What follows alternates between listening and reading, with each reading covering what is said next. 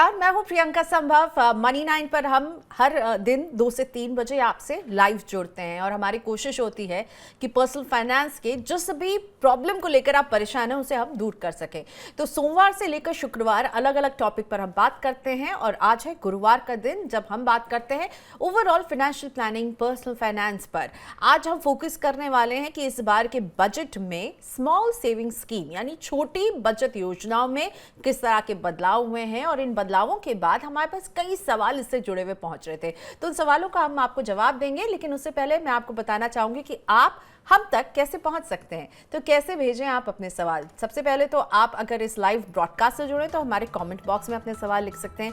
इसके अलावा आप व्हाट्सएप हमें भेज सकते हैं 9311211874 पर। ईमेल कीजिए money9query@tv9.com पर। फेसबुक पर भी आप हमें लिख सकते हैं, ट्विटर का इस्तेमाल भी कर सकते हैं। लेकिन हाँ, सवाल जब लिखें ना तो जितनी ज़्यादा आप हमें डिटेल्स देंगे हमारे एक्सपर्ट उसे उतनी अच्छी तरीके से समझकर आपको जवाब दे पाएंगे। तो प्लीज़ अपने सवाल को डिटेल तरीके से लिखिएगा। अपना नाम, उम्र और शहर का नाम, साथ ही में मोबाइल नंबर भी शेयर करना ना भूलें। तो आज के हेलो मनी 9 में हम फोकस करने वाले हैं स्मॉल सेविंग स्कीम्स में आए जो बदलाव हैं उनका किस तरह से आप पर असर पड़ेगा, और अगर आप इनमें निवेश करना चाहते हैं तो किन किन बातों का आपको ख्याल रखना है। इन सब का जवाब देने के लिए मेरे साथ जुड़ रहे हैं टैक्स और इन्वेस्टमेंट एक्सपर्ट बलवंत जैन जी, जो कि पर्सनल फाइनेंस की दुनिया में काफी जाना पहचाना नाम भी हैं। Thank you so much Balwant ji, आज आपने वक्त निकाला मनी 9 के लिए। सबसे पहले सर, बजट के बाद एक अच्छी खबर ये आई है, दो अच्छी खबर मैं कहूंगी। एक आई है कि जिस तरह से सीनियर सिटीजन के सेविंग स्कीम में बदलाव आया है और एक नई योजना महिलाओं के लिए आई है।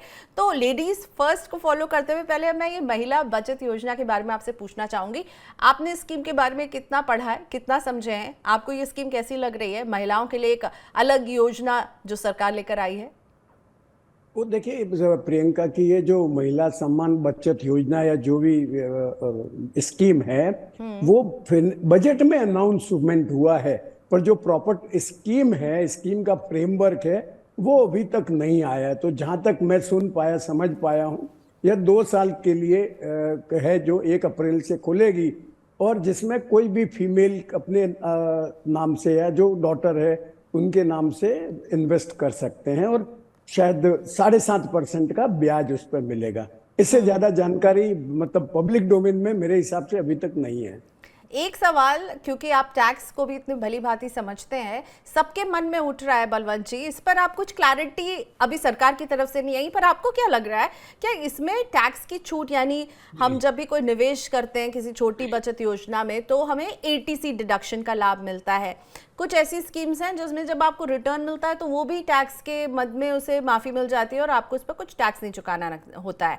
आपको क्या लग रहा है, इस स्कीम में इस तरह की छूट मिलेगी या नहीं?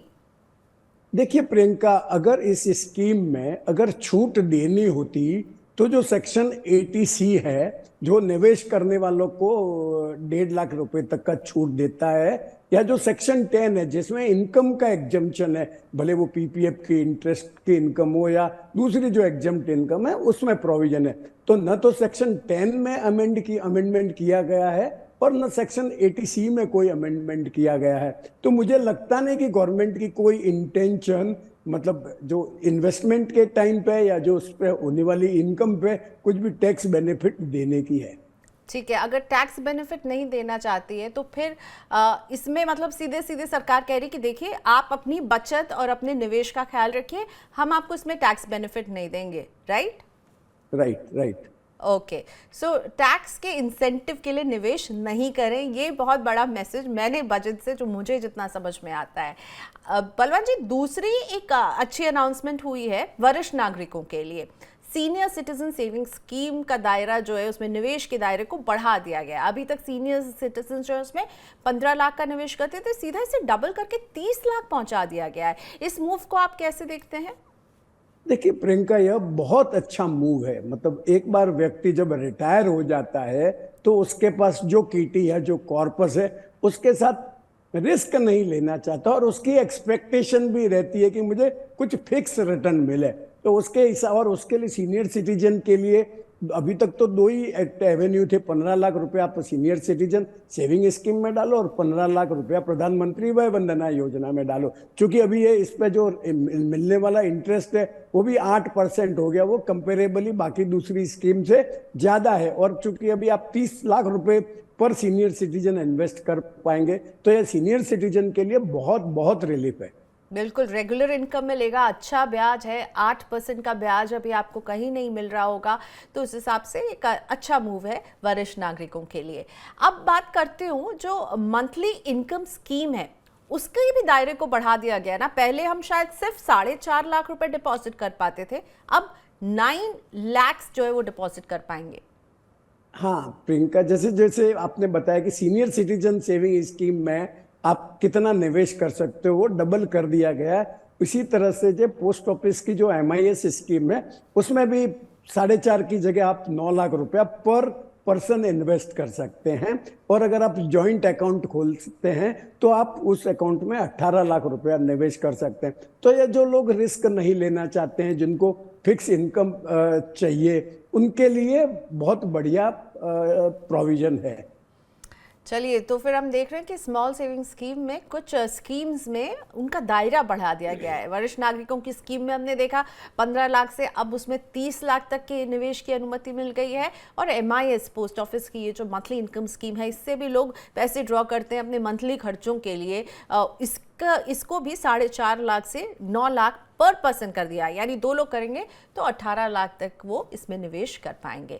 बलवंत सर, अब सवालों का सिलसिला शुरू करते हैं। कुछ लोग लाइव भी जुड़े हुए, महेंद्र जी, रवि साहू और रोहन नारकर, नमस्कार, आप लोगों का स्वागत है। आपके सवाल थोड़ी देर में लेती हूँ। एक लाइव कॉलर मेरे साथ सुधा सिरोही जुड़ी हुई है दौसा से, उनसे हम बात करेंगे अभी। सुधा जी नमस्ते, स्वागत है आपका मनी 9 पर। बताइए कैसे मदद करें आपकी।